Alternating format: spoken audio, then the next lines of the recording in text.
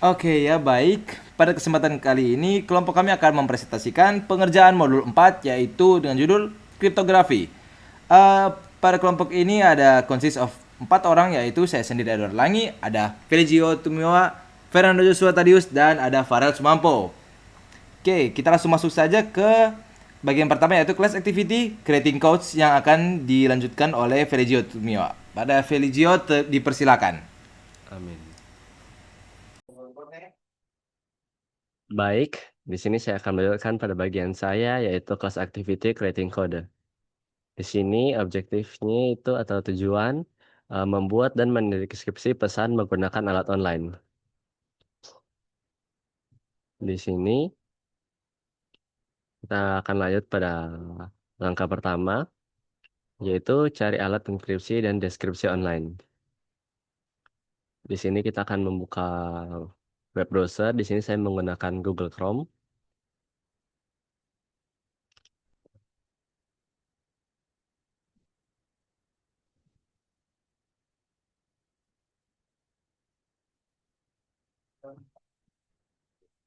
Nah, di sini sudah terdapat link dalam modul.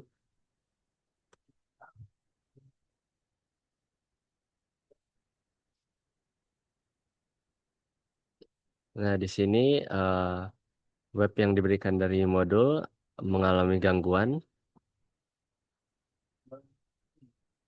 Di sini saya akan menggunakan website yang serupa dengan yang modul. Kita akan coba mencari website dari Google.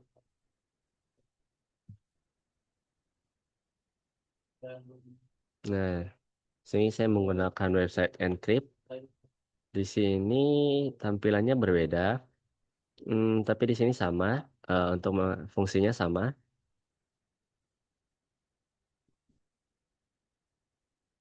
Di sini saya akan langsung coba untuk pada langkah yang kedua, yaitu enkripsi pesan dan kirim ke partner.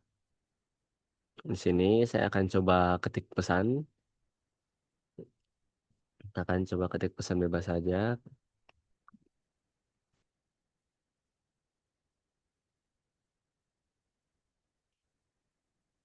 Oke, dan di sini udah secret key. Di sini kita akan masukkan secret key yaitu CyberOps.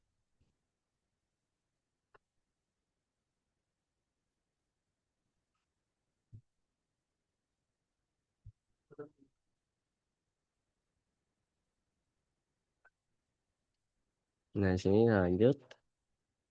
Kita akan klik encrypting. Nah, dan di sini tadi tadi masalah. Kita akan coba menambahkan beberapa angka pada secret key-nya. Nah, dan di sini jadi muncul teks. Di sini kita akan copy untuk teksnya.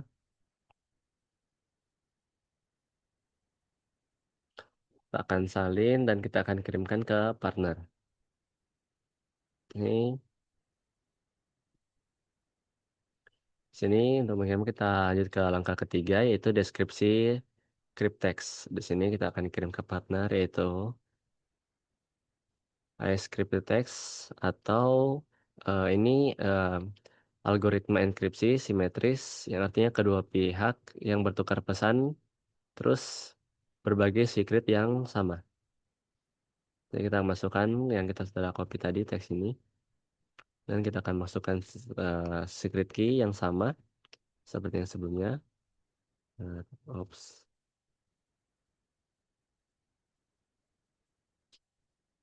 Nah, kan sini kita akan coba klik.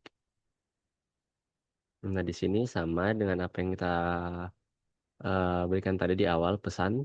Ini tugas 4 praktikum keamanan cyber. Di sini ada pertanyaan, what happen if you use our wrong secret key? Di sini kita akan coba menggunakan secret key yang berbeda atau yang salah. Nah, di sini dia muncul teks seperti ini. Jika secret key yang dimasukkan salah, proses deskripsi akan gagal dan alat akan menampilkan pesan error ya. Hal ini membuktikan bahwa hanya pihak yang memiliki secret key yang benar yang dapat membaca pesan terenkripsi.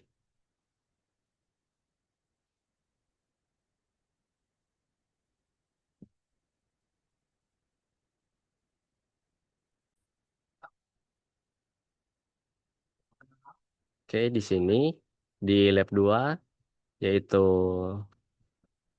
lab menkripsi dan mendeskripsi data menggunakan OpenSSL. Di sini ada dua tujuan. Yang pertama menenkripsi pesan dengan OpenSSL, terus yang kedua mendeskripsi pesan dengan OpenSSL. Terus di sini ada latar belakang. OpenSSL adalah proyek open source yang menyediakan toolkit kriptografi lengkap dan berkualitas komersial untuk protokol TLS dan SSL.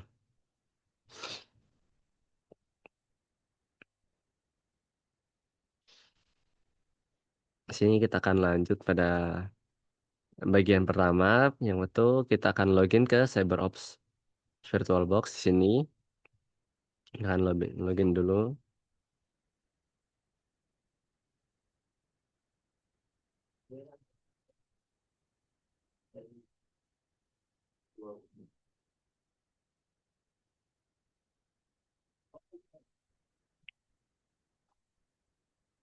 Nah, setelah berhasil login, kita akan buka jendela terminal.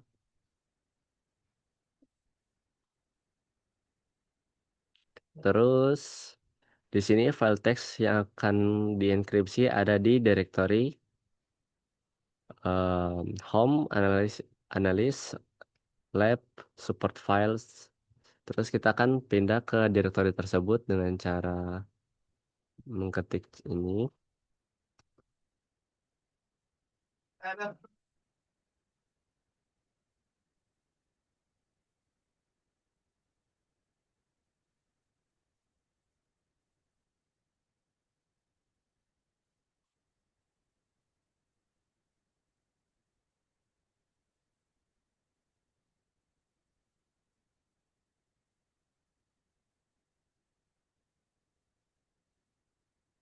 Nah, di sini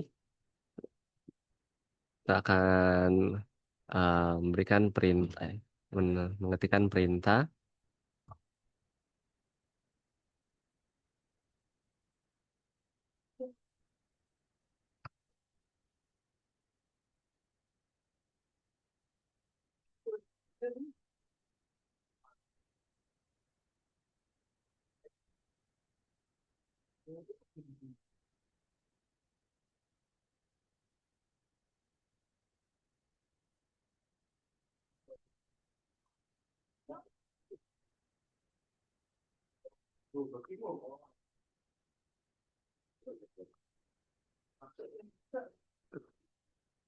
Nah, di sini Word di sini menampilkan pesan itu Hi Grandma. Kita akan lanjut dengan sekarang kita akan menenkripsi file tersebut menggunakan perintah.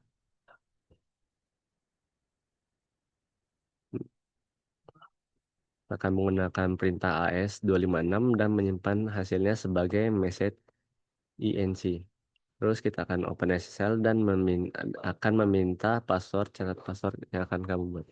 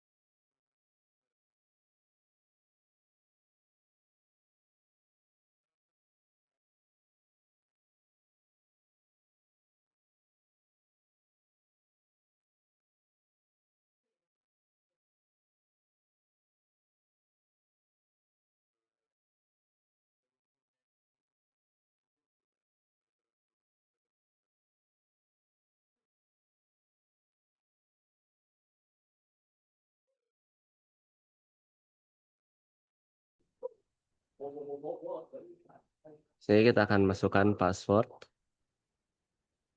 Nanti passwordnya kita akan catat.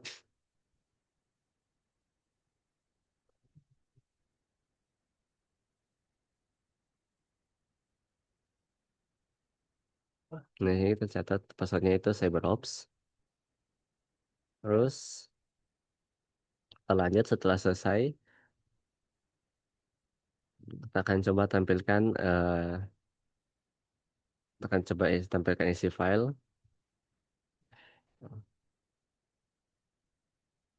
Bentar.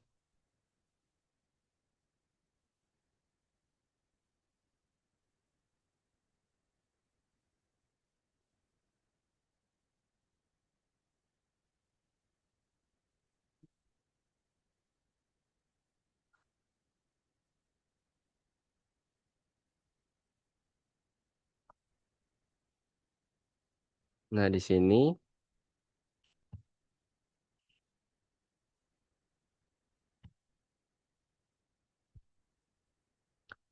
terdapat eh, file. Ini ada pertanyaan, apakah isi file message tampil dengan benar? Terlihat seperti apa? Jelaskan di sini. Tampilannya tidak benar. Terus isi file terlihat seperti karakter-karakter biner yang tidak bisa dibaca. Ya, terus yang tidak bisa diinterpretasikan sebagai teks biasa.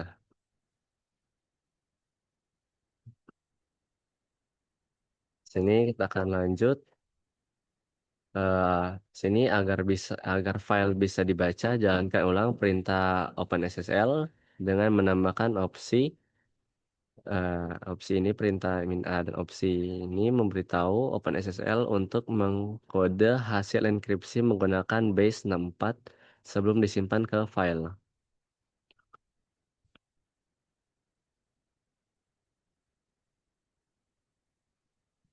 Ini kita akan coba jalankan, kita akan ketik sini perintahnya.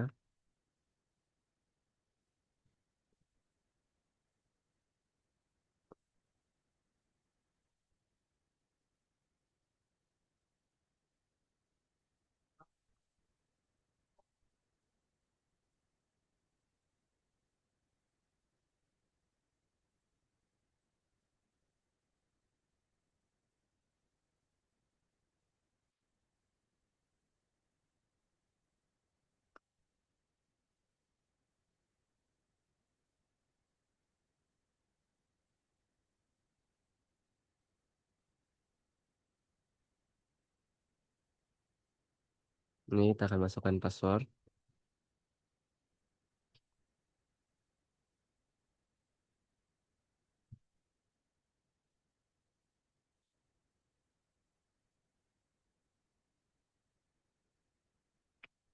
Nah, setelah selesai memberikan masukkan password, kita akan lanjut sekarang. Kita akan tampilkan kembali isi dari message INC dengan mengetikkan perintah.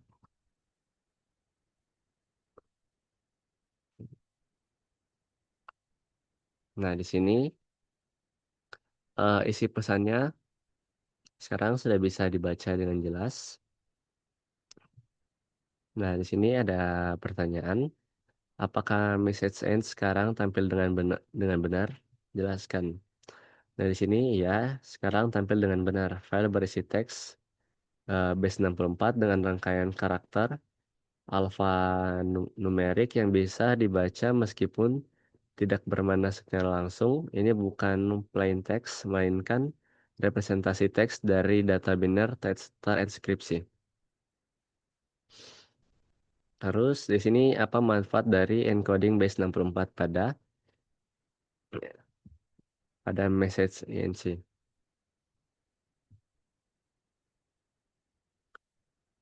Di sini eh, manfaatnya adalah file bisa dengan mudah disalin, dikirim file email, atau disimpan dalam sistem yang hanya mendukung teks ACLI seperti data yang mengirim data transkripsi melalui protokol berbasis teks tanpa base 64.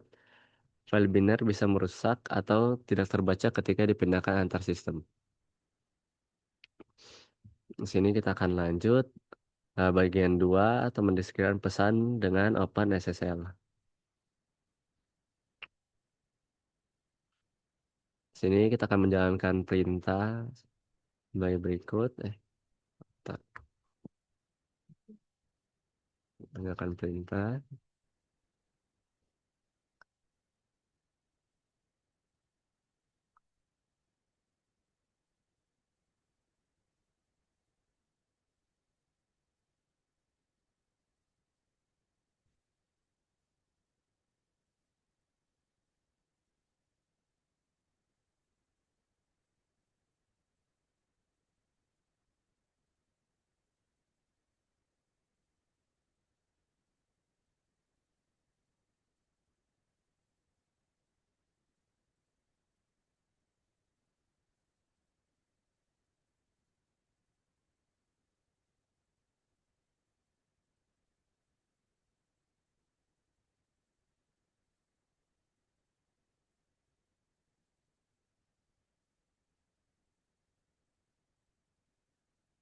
Nah, di sini OpenSSL akan meminta password yang digunakan saat mendeskripsi. Dan kita sudah masukkan password yang sama.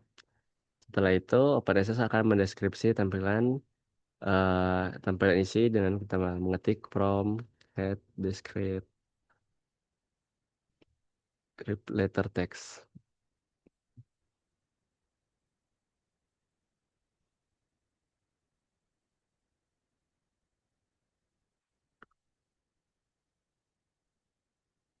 Nah, di sini dia menampilkan pesan yang tadi. Di sini ada pertanyaan, apakah surat berhasil dideskripsi dengan benar? Ya, isi file deskripsi identik dengan isi letter to grandma. Teks yang hasil pesan berhasil dipulihkan sepenuhnya, membuktikan bahwa enkripsi dan deskripsi AES256 berjalan dengan benar. Terus, yang pertanyaan lagi, perintah deskripsi juga menggunakan opsi min A. Bisa jelaskan mengapa? Di sini opsi min A diperlukan karena saat mengenkripsi, file disimpan dalam format base64, maka saat di deskripsi OpenSSL perlu menunjukkannya base64 terlebih dahulu sebelum mendeskripsi datanya. Jika opsi min A tidak disertakan, OpenSSL akan mencoba mendeskripsi data base64 secara langsung sebagai biner, dan hasilnya akan error atau menghasilkan data yang salah. Baik, sekian dari bagian saya. Selanjutnya akan dilanjutkan oleh teman saya, yaitu Farel Sumampo.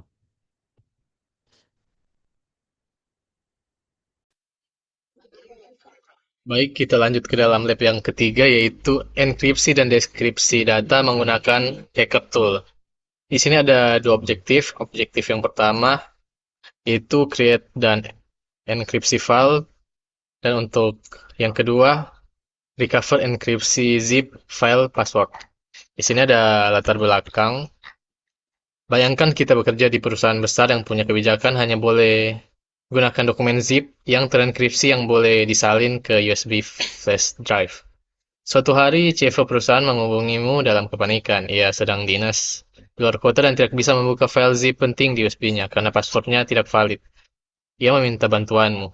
Di sini ada tools yang bisa membantu memulihkan password yang hilang, terutama jika kita bisa mendapat informasi dari si pemilik seperti panjang password atau kemungkinan karakternya.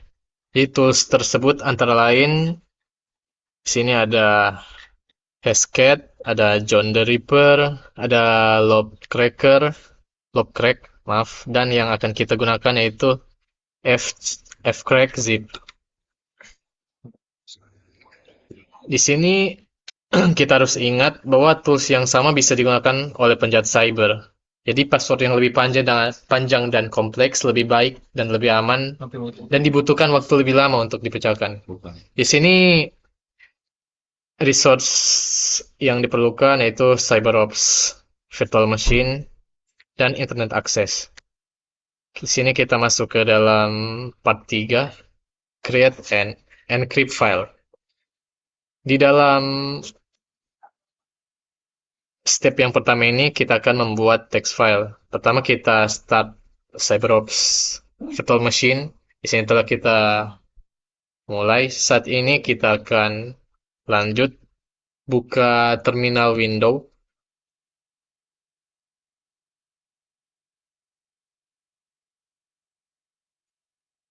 Di sini kita pastikan kita berada di directory home analyze. Kalau belum, kita jalankan cd ini.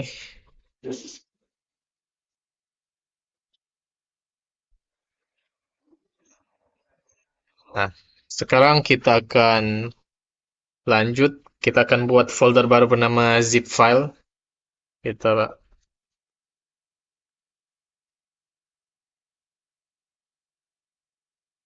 zip files.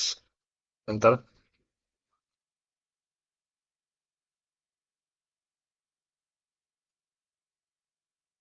Selanjutnya kita masuk ke dalam folder tersebut.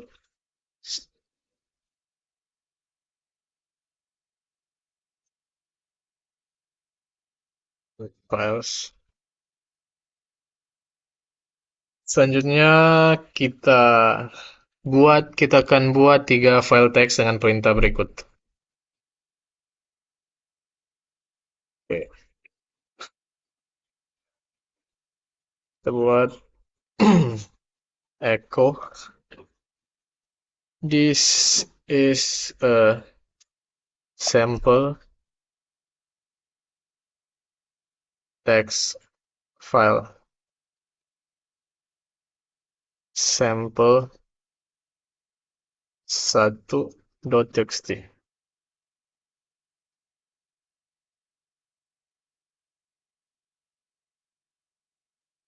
Oke, lanjut. Yang kedua,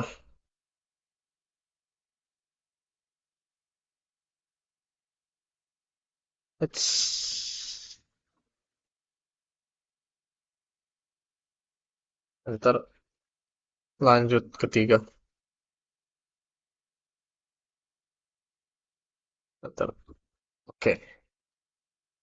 Sekarang kita akan verifikasi apakah file tersebut sudah dibuat atau tidak menggunakan ls. ls minel. Oke, sudah ada ya. Lalu di sini kita akan lanjut ke ke step 2, yaitu zip dan enkripsi file text. Sini kita akan membuat beberapa file zip yang transkripsi dengan panjang password yang berbeda-beda untuk melihat pengaruh panjang password terhadap waktu pemecahan. Di sini langkah yang pertama, kita akan buat file zip dan enkripsi bernama file 1zip.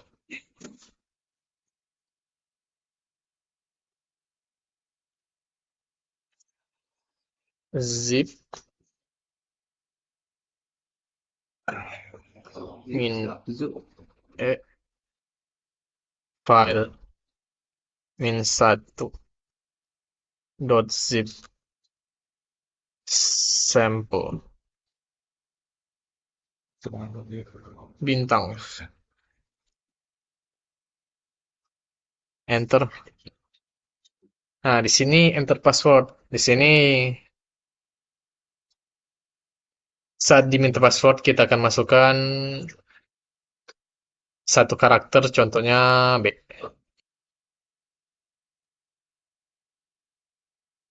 The letter B. Oke. B besar ya. B. B. B. Maaf. Enter. B. Enter. Nice. Sudah. Lalu kita ulangi untuk membuat file-file yang ada di bawah sini.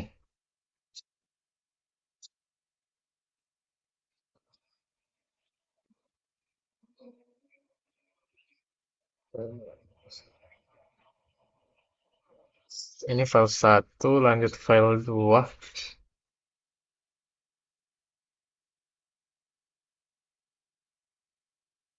Enter. Yang kedua kita gunakan password R2. R besar ya. R2. Enter. Oke, lanjut file zip ketiga. Enter.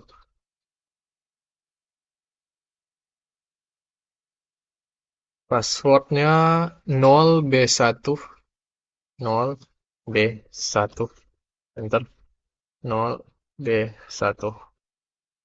Lanjut keempat.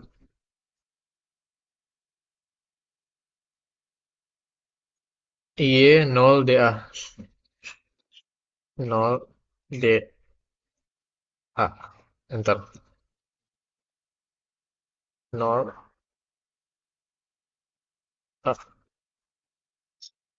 Dan yang terakhir. Enter. C. Apa itu? Min 3 P0. C min 3 P0. Oke. Di sini kita akan verifikasi semua file zip telah dibuat dengan kita ketik ls minel f bintang. Bentar. Nah, sudah ada ya 5 file zipnya. Selanjutnya kita akan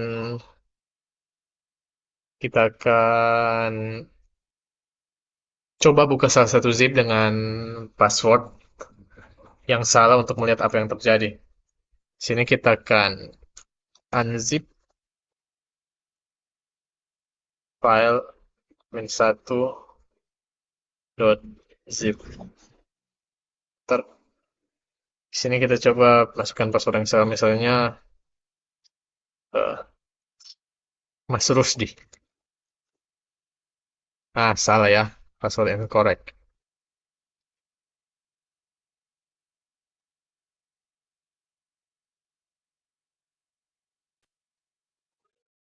Baik, kita lanjut ke dalam part 4, yaitu memulihkan password file zip yang terenkripsi. Di dalam part ini, kita akan menggunakan opsi minv atau verbose dan minu untuk unzip untuk verifikasi dan minel untuk tentukan panjang password. Di dalam step yang pertama ini kita masuk ke dalam introduction of fcrackzip. Di dalam terminal window ini kita akan masuk ke dalam fcrackzip. Ini kita akan quit dulu. Quit. Salah.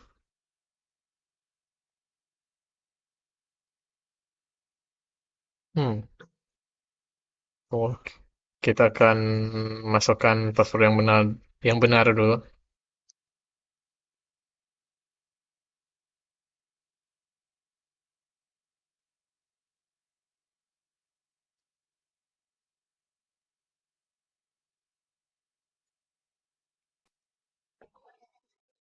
Maaf, ternyata di sini harus masukkan password yang salah 3 kali. Oke. Enter. Enter. Enter. Enter. Enter. Oke, sudah keluar ya. Kita masuk lagi ke yang tadi. Kita masuk ke dalam fcrackzip. fcrackzip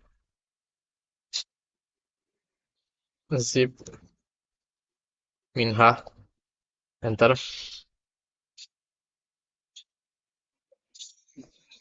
Nah, seperti yang saya bilang tadi, di demo ini kita akan gunakan minv, minu, dan minel command. Kan kita masuk ke dalam step yang kedua, yaitu memulihkan password dengan fcrackzip. Sekarang kita kita akan coba pecahkan password file min1zip atau file password satu karakter yang tadi. Kita ketik fcrack zip min full 14 file min1.zip, enter.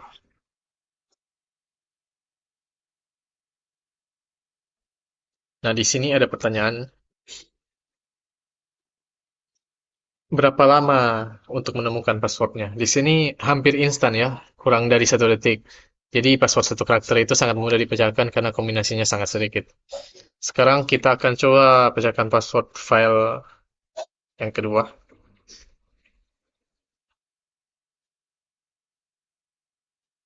Masih sama ya, tapi kita ganti file 2, enter.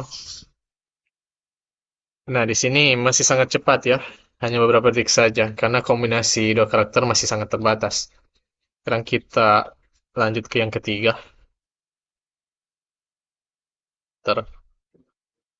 Nah, di sini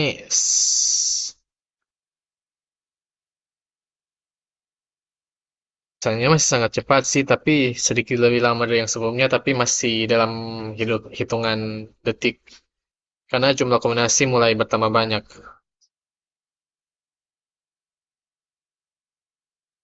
Nah, selanjutnya kita akan lanjut ke yang keempat.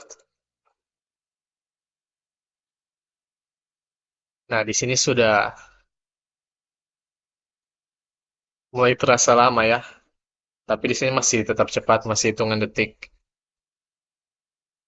Dan terlihat pola bahwa semakin panjang password, semakin lama juga waktu yang dibutuhkan untuk enkripsinya. Nah, di sini kita akan coba yang terakhir, yang kelima.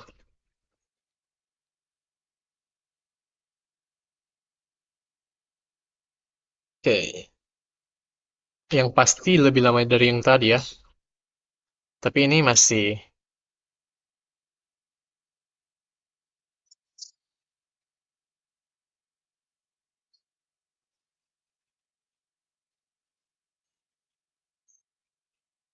eh, 1, 2, B, R1. Oke, lagi ya.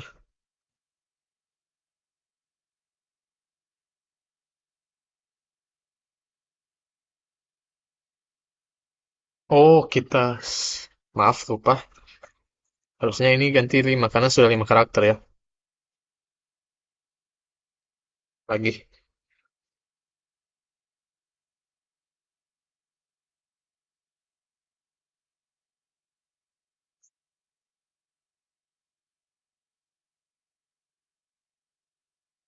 Oke.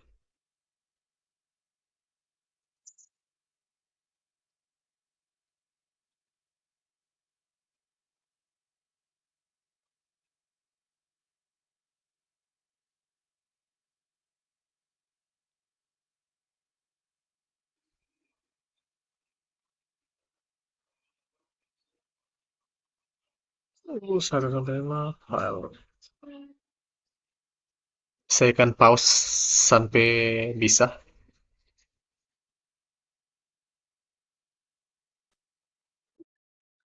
Nah, di sini sudah selesai untuk melakukan enkripsinya.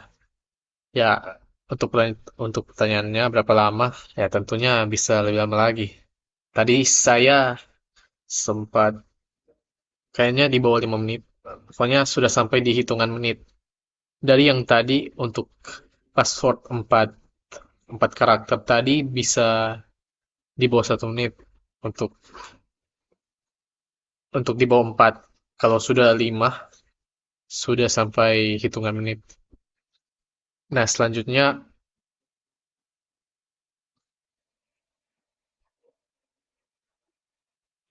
di sini recover 6 karakter. Di sini memulihkan password 6 karakter. Di sini menurutmu Berapa lama fcrack zip butuh waktu untuk mengucapkan password 6 karakter? Nah, di sini jawabannya diperkirakan bisa makan waktu berjam-jam karena jumlah kombinasi karakter meningkat tentu saja. Sedangkan yang tadi masih lima karakter saja sudah sampai hitungan menit. Ini 6 karakter pasti bisa sampai puluhan menit. Bahkan bisa makan waktu sampai berjam-jam ya. Nah, untuk menjawab pertanyaan ini kita akan buat file 6 zip ya dengan password 6 karakter.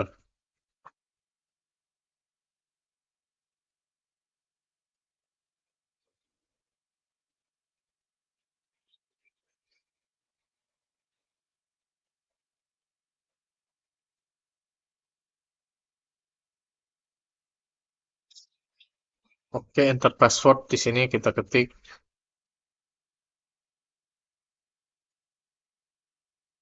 passwordnya jar. Enter, enter. Oke, sekarang kita akan repeat yang tadi ke 6. Enter. Oke, saya akan pause dulu karena pastinya untuk salah ya. Kita lupa ubah dari 1 sampai 5 ini ke 6. Maaf.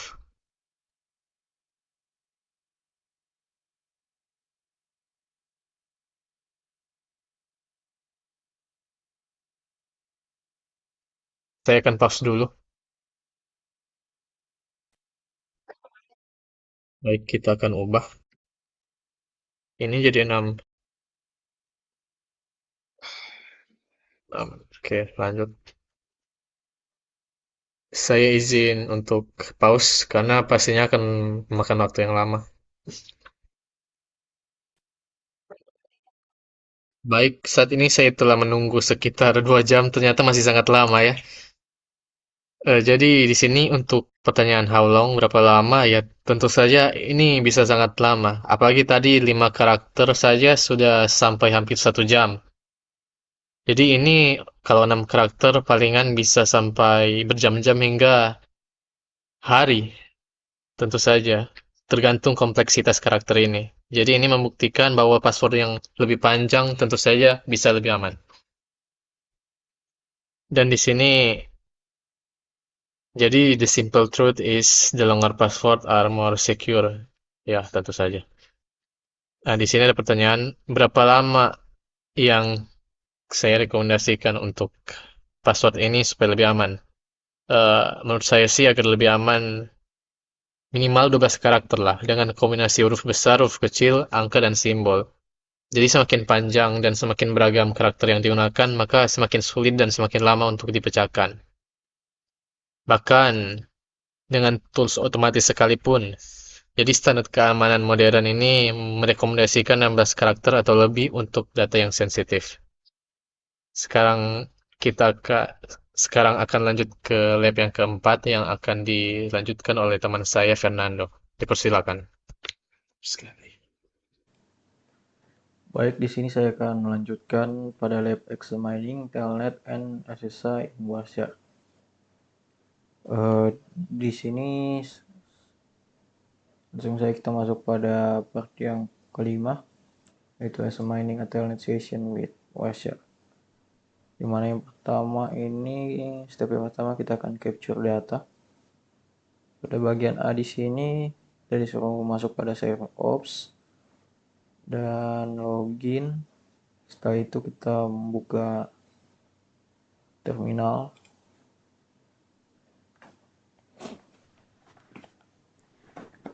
Lalu kita jalankan Wireshark dengan perintah sudo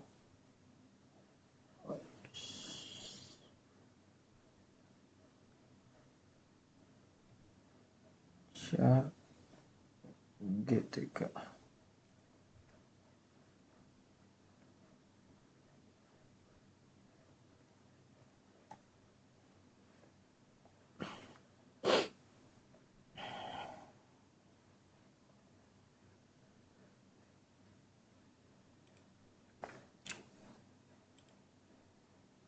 masuk pada look back.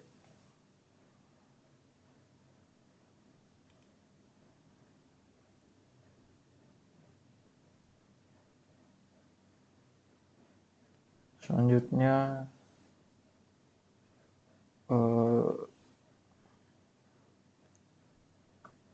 kita masuk lagi pada terminal. Maksudnya buka lagi di terminal baru, lalu masukkan perintah telnet localhost. Sini analis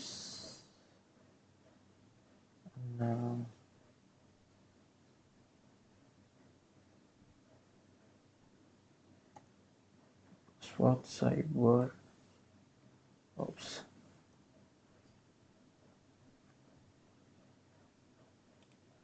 Oke, kita stop.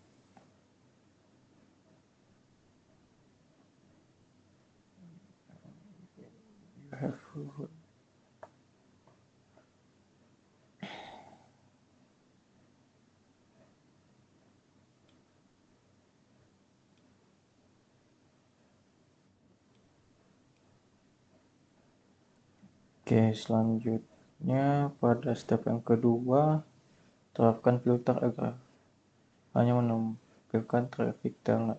Oke, di sini kita ke filter telnet, lalu apply, lalu klik kanan salah satu bus telnet di bagian packet list, lalu pilih follow TCP string yang ini, lalu follow TCP string seperti ini. Lalu ya, di sini sudah seperti yang digambar. Jendela follow TCP akan terbuka menampilkan seluruh data sesi telnet dalam bentuk plain text termasuk username, password. Sini ada ya, dimana username-nya dan passwordnya.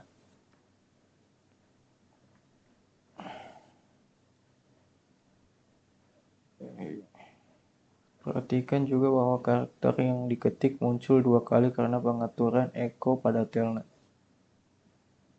Setelah memeriksa, klik close ketika exit di terminal sesi telnet.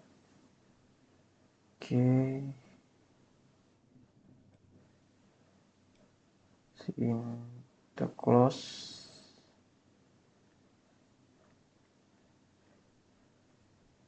Lalu exit.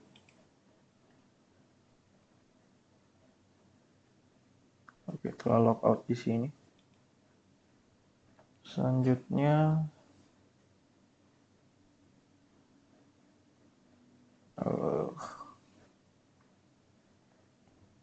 pada yang ke-6 ini kita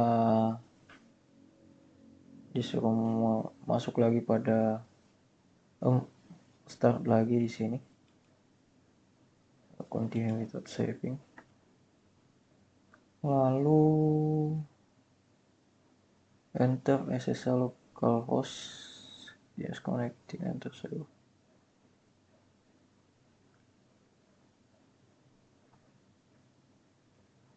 Kita masukkan lagi SSH localhost. Yes.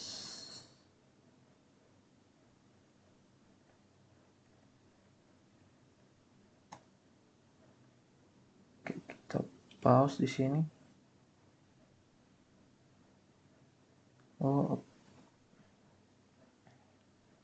Kita terapkan di sini SSH. Selanjutnya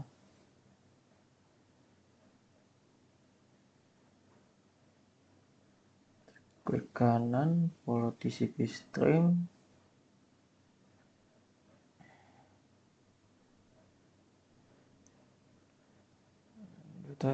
Data sesi SSH transisi penuh dan tidak bisa dibaca sama sekali, bandingkan dengan sesi telnet sangat berbeda. Di sini kita bisa lihat tuh bagian SSH di sini sangat berbeda dengan yang tadi. Kita bisa close saja.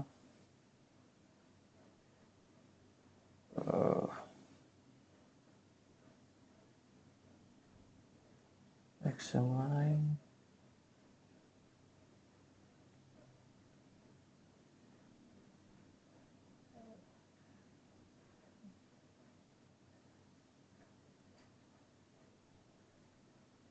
Untuk close wireshark-nya.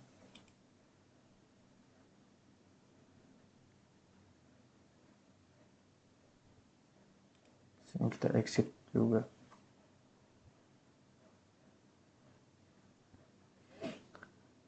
Oke, untuk reflectionnya sini, mengapa SSH lebih disukai daripada Telnet untuk koneksi jarak jauh. Di sini SSH jauh lebih aman dibanding Telnet karena beberapa alasan utama, yaitu enkripsi penuh. Semua data yang dikirim melalui SSH dienkripsi sehingga tidak bisa dibaca meskipun berhasil ditangkap oleh pihak ketiga. Sedangkan Telnet mengirim semua data dalam bentuk plain text username, password, dan semua perintah yang bisa dilihat langsung di Wireshark. Kedua itu autentikasi yang lebih kuat, di mana SSH mendukung autentikasi berbasis kunci kriptografi, mana ada public atau private key, bukan hanya password sederhana. Ketiga ada integritas data SSH, memastikan data tidak dimodifikasi selama transmisi. Keempat ini perlindungan dari penyedapan seperti yang kita lihat di lab ini. Sniffer seperti Wireshark tidak bisa membaca isi SSH. Sementara isi SSH Telnet terbaca sepenuhnya. Selanjutnya kita akan masuk pada lab hashing things out. Baik, di sini saya akan melanjutkan pada lab hashing things out. Untuk objektifnya di sini yang pertama adalah membuat hash dengan OpenSSL, lalu yang kedua memverifikasi hash.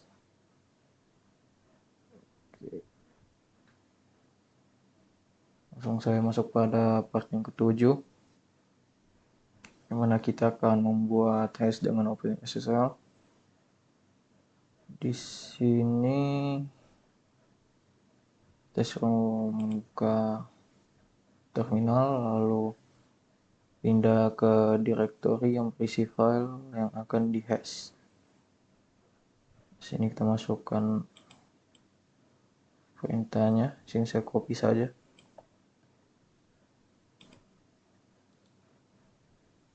Paste. Oke, sudah masuk. Lalu masukkan perintah get letter to grandma.txt.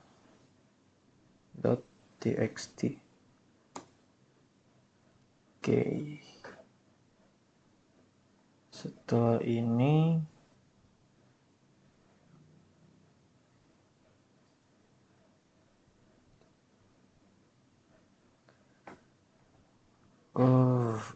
kita akan kita akan masuk pada OpenSSL.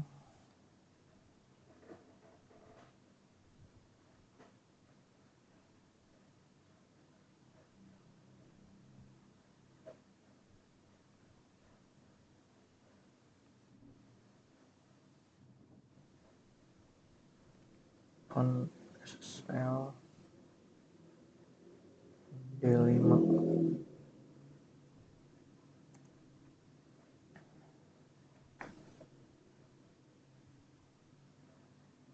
Sini untuk formatnya OpenSSL menampilkan nama algoritma MD5.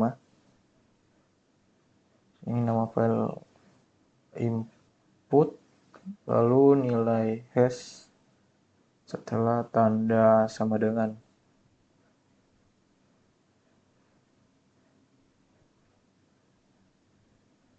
Sekarang kita akan ubah satu karakter di file tersebut dan lihat apa yang terjadi pada hash-nya. Buka file dengan editor nano.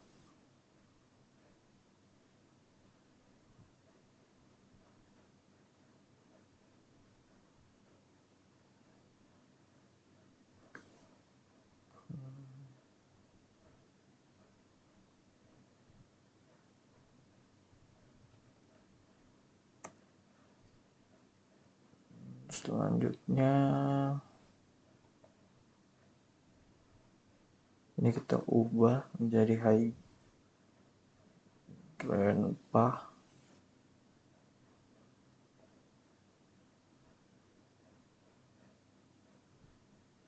Change name, Ctrl X,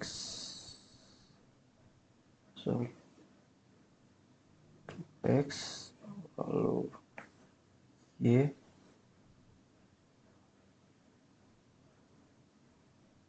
lalu enter.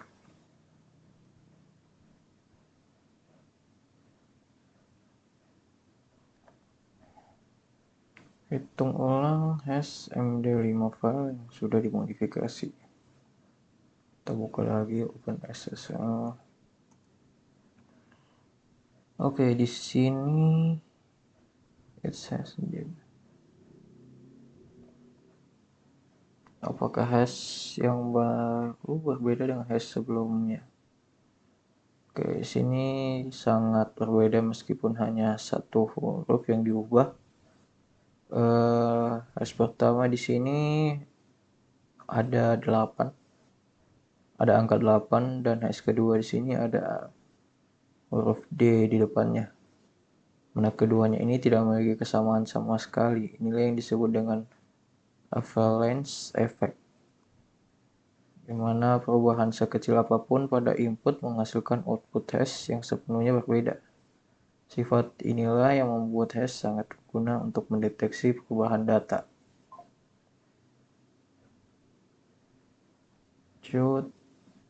Kita akan membuat hash SHA 1.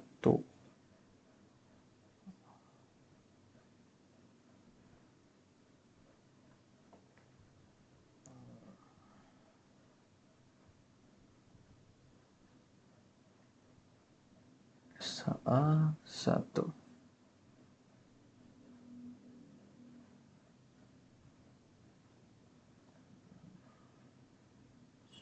MD5 dianggap lemah dan rentan terhadap serangan. Algoritma yang lebih kuat adalah SHA-1 dan SHA-2.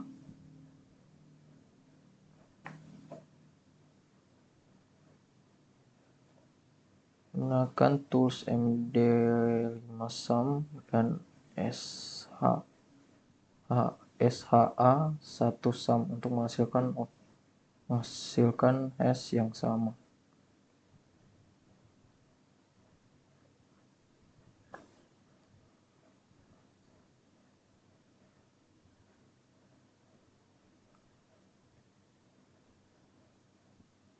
MD5Sum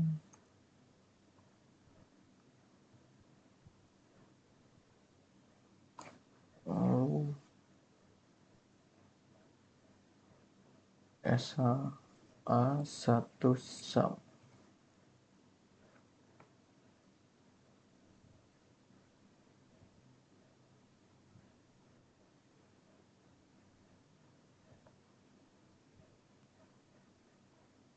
Di sini ada pertanyaan, apakah hash dari MD5Sum dan SHA-1Sum cocok dengan hash yang dihasilkan di apakah sebelumnya. Jelaskan. Jadi di sini nilainya identik persis SMD5 dari MD5 sum sama dengan yang dihasilkan OpenSSL MD5 dan hash SH1 dan dari SHA1 sum sama dengan OpenSSL SHA1. Hal ini membuktikan bahwa fungsi hash bersifat dengan deterministik input yang sama akan selalu menghasilkan output hash yang sama. Tidak perlu tool apa yang digunakan selama algoritmanya sama.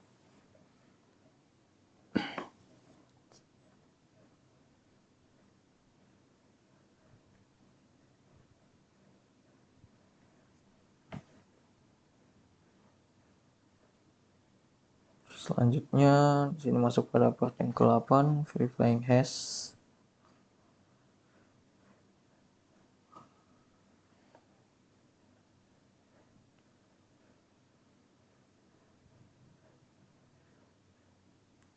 Di sini kita masukkan saja perintahnya, cat.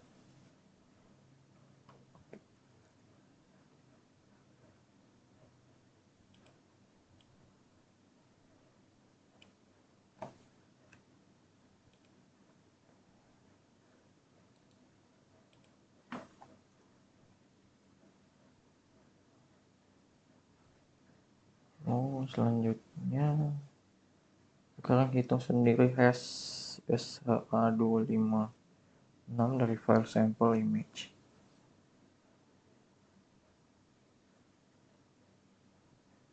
SHA256 sum sample.image.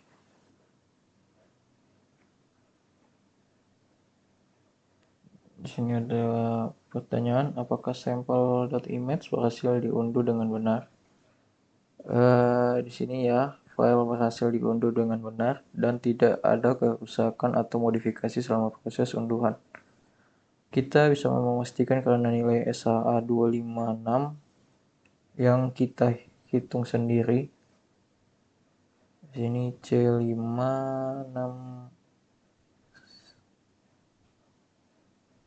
C56C4724 dan seterusnya. Sini identik persis dengan nilai yang disediakan oleh website di file sample image SHA256.zip. Jika ada satu bit pun yang berubah selama unduhan, nilai hash akan berbeda sama sekali. Jadi untuk catatannya, meskipun membandingkan hash cukup andal untuk mendeteksi error transmisi, ada metode yang lebih baik untuk memastikan file tidak dimodifikasi oleh pihak ketiga, yaitu menggunakan tools seperti GPG atau GNU Privacy Guard.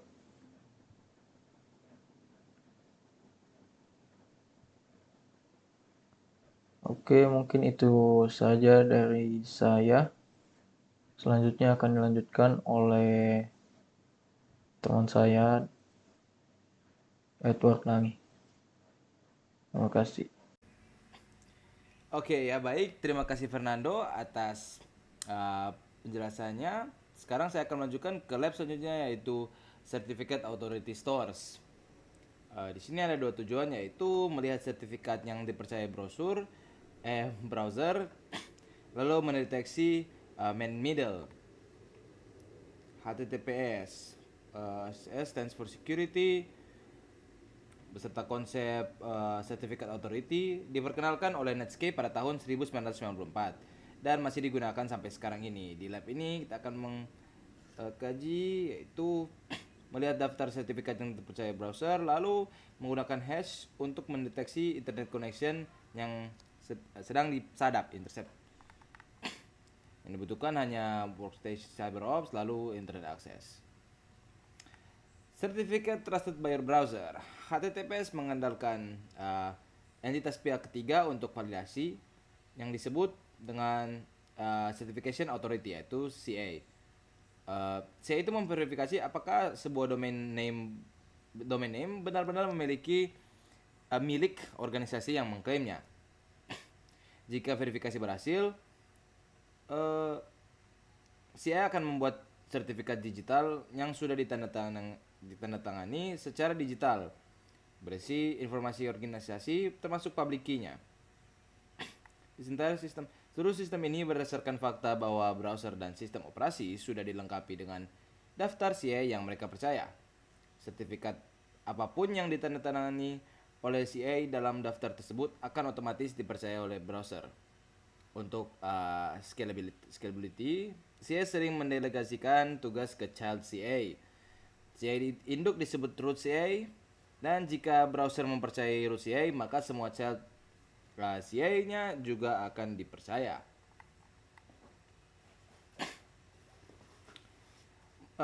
Display the root certificates in Chrome. Buka browser Chrome. Oke, di sini Firefox ya. Close dulu.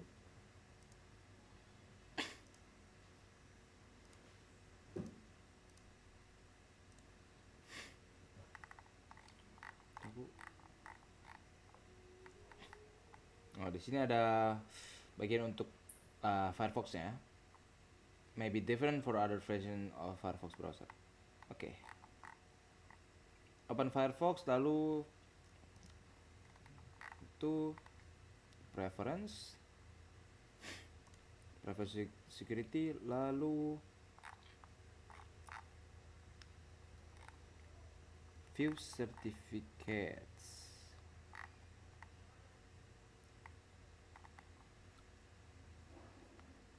View certificates. A window opens that shows the certificates and certification authorities yang dipercaya oleh Firefox. Seperti ini ya. Okay. Checking for man in middle. This part is completed using the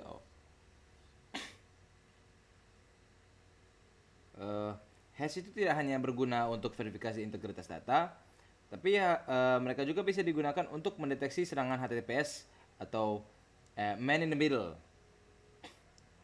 Nah, bagaimana HTTPS proxy bekerja? Bayangkan skenario ini ya.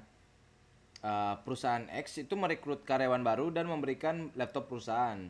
Sebelum diserahkan, departemen IT itu menginstal semua software yang diperlukan, termasuk menambahkan satu CA extra ke daftar CA terpercaya di browser. Nah, CA extra ini mengarah ke komputer yang dikendalikan perusahaan yang disebut HTTPS proxy.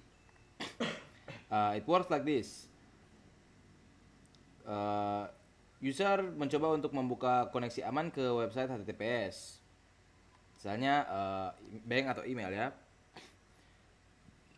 Nah, karena perusahaan mengendalikan pola trafik, semua koneksi diarahkan melalui HTTPS proxy. Lalu ketiga, HTTPS proxy berpura-pura menjadi website tersebut dan menyajikan sertifikat palsu. Browser laptop percaya karena sertifikat ditandatangani oleh CA extra yang sudah ditambahkan IT. Laptop membangun koneksi yang aman dengan HTTPS proxy, mengira sedang terhubung ke website asli. Lalu HTTPS proxy lalu membangun koneksi kedua ke website asli, dan hasilnya HTTPS proxy menjadi titik akhir dari dua koneksi terpisah dan bisa mendekripsi, memeriksa lalu mengenkripsi ulang semua trafik.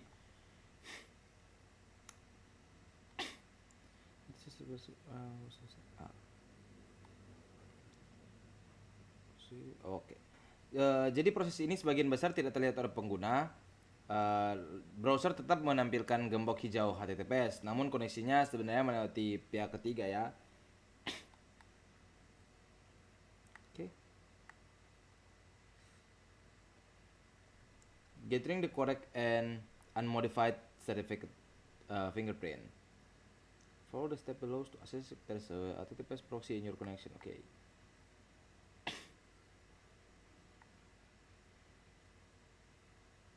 The first step is to gather a few site fingerprint. This is important because akan digunakan untuk pembandingan nanti ya. Table dulu akan contoh beberapa sertifikat fingerprints ya.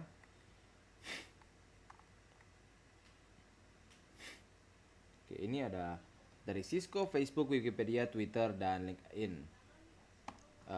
Yang di cover dari sertifikatnya ini, lalu ini ya, sertifikat SA1 fingerprint ini pas April 2018 ya.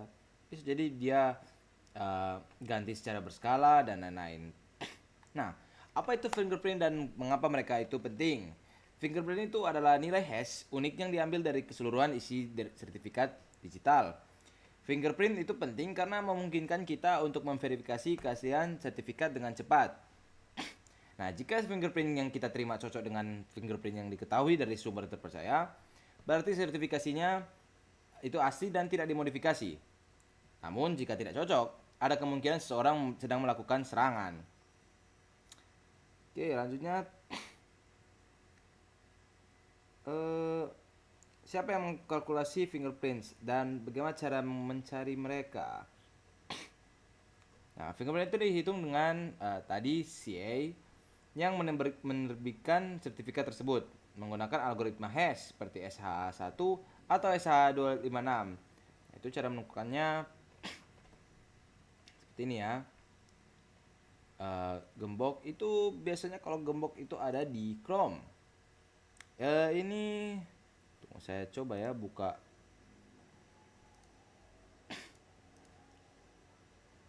Oke. Saya mau coba buka ya website yang bisa diakses.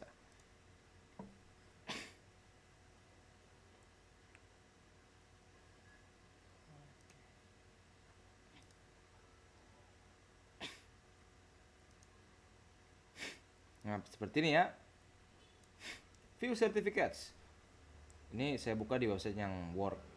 Kalau misalnya website yang tidak bisa diakses ya, of course tidak bisa terlihat key-nya ya untuk melihat sertifikat ini, view certificate. Nah ini. Atau ada cara lain juga melalui OpenSSL di terminal menggunakan perintah OpenSSL X509 NOT fingerprint melalui website resmi atau dokumentasi resmi dari pemilik domain. Nah, itu seperti ini. Ya, ini 2.11.12 yang pertama dan kedua. Oke. Kita tutup. Selanjutnya, mengambil fingerprint sertifikat menggunakan CyberOps Workstation VM. Nah, now that we have the actual fingerprints, it is time to fetch fingerprints from a local host dan mengcompare-nya dengan hash values. Jika fingerprintnya tidak sesuai, sertifikatnya itu tidak berasal dari HTTPS site yang sudah diverifikasi. Which means there's an HTTPS proxy in between the host computer and HTTPS site being verified. Ya, kata lain, disadap.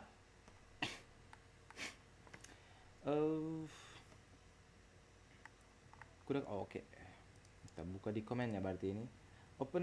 Use the 3-pipe command below to fetch the fingerprint for cisco.com. The line below use OpenSSL to connect cisco.com on port equals the certificate and stored on text name Cisco. Okay. That is also shown for context. Nah, saya ketik saja echo and OpenSSL as client connect cisco.com. Nanti akan lihat ya kalau berhasil atau tidak. Soalnya di modul yang terakhir itu cisco.com itu tidak bisa diakses. Mungkin karena websitenya ya, bukan, browsernya yang saya gunakan yang ada di dalam VM ini.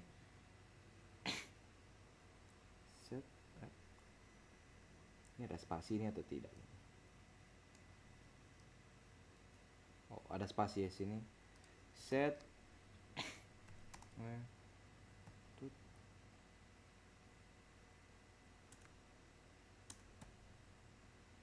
slash begin certificate.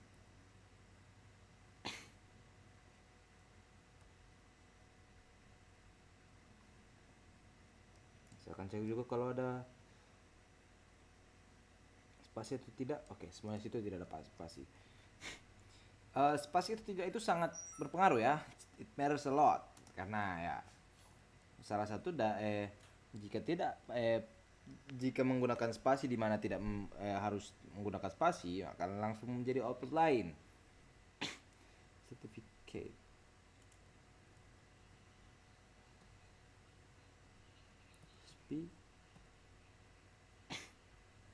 Ini ada spasi atau tidak ini? Itu ada spasi, lalu juga ada spasi sini.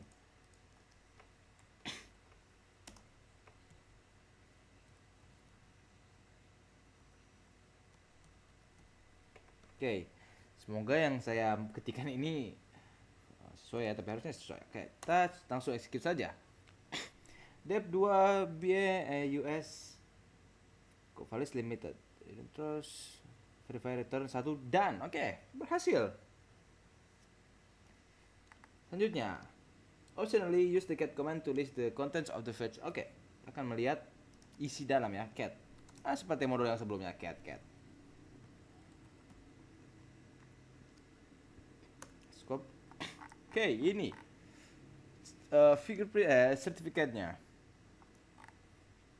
Ini sama ya? Sama enggak ya? Oh, tidak. Berbeda. Berarti sudah ya diganti ya. End of certificate. Okay. Now that the certificate sudah tersimpan di Syscopem text file, gunakan command below untuk extract dan display extract mungkin ya extract ke file manager kita ya. Oke, open SSL X509 node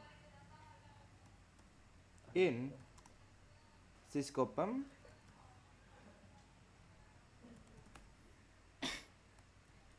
fingerprint apa itu? Shell atau shell 1 itu? Oh, shell 1 ya. Saya cek lagi. Open SSL X509 node in Syscopem fingerprint shell 1. Oke. Shell fingerprint. Oke.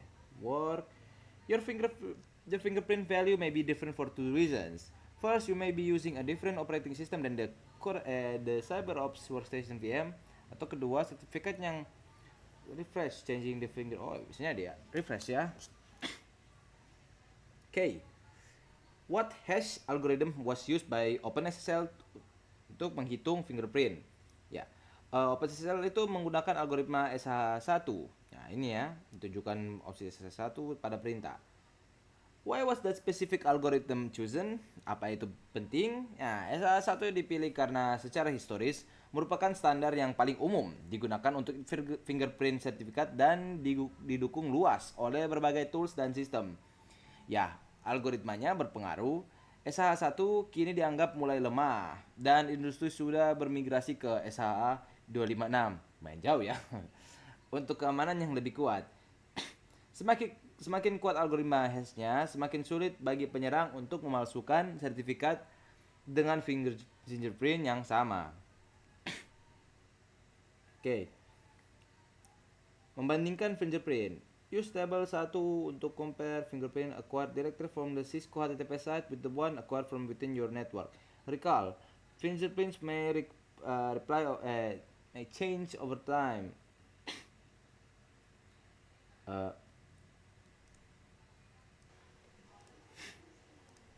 Oke. Maaf di sini salah ya jawabannya. Dari fingerprint match itu jawabannya tidak. Fingerprintnya itu tidak sesuai ya, karena di sini tuh, saya kembali lagi ke bagian yang dia menanyai soal suruh compare tabelnya. Nah, fingerprintnya beda ya. Ini 64 dari awal juga sudah beda. Dapat dari VM itu beda dari apa? Oke, lanjut.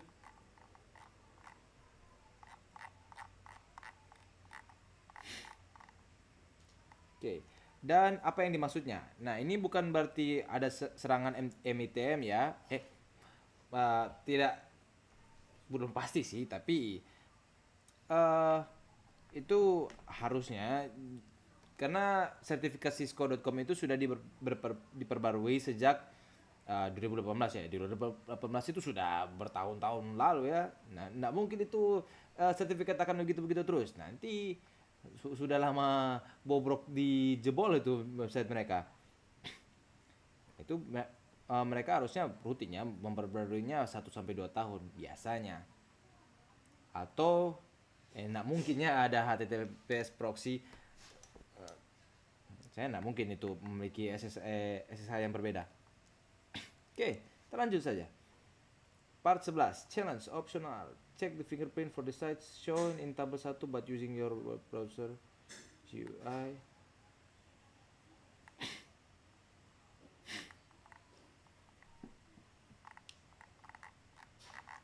Oke, langsung saja di refleksi saja ya. What would be necessary for the HTTPS proxy to work?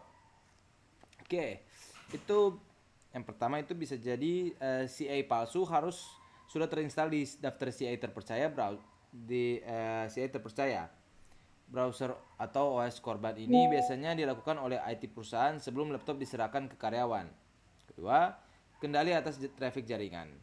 Perusahaan atau penyerang harus bisa mengarahkan semua traffic pengguna melalui HTTPS proxy, atau biasanya via konfigurasi jaringan atau DNS. Lalu, HTTPS proxy harus punya kemampuan untuk membuat sertifikat palsu secara real time untuk setiap domain yang dikunjungi oleh pengguna, ditandatangani menggunakan CA palsu yang sudah diinstal. Oke, jadi sekian presentasi dari pengerjaan modul 4, yaitu class activity creating codes. Apabila ada salah penjelasan atau kata, kami mohon maaf, dan sekian dan terima kasih.